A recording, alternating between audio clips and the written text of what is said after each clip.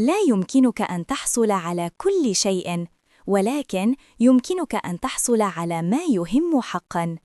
المشكلة ليست في قلة الفرص، بل في قلة الوضوح.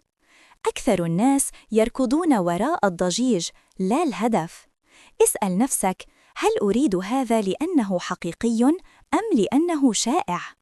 تحصل على ما تركز عليه.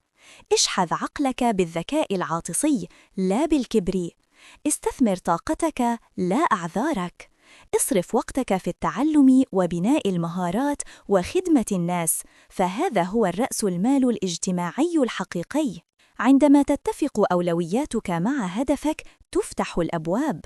الثراء والسلام والتأثير يتبعون من يملك التركيز والصبر.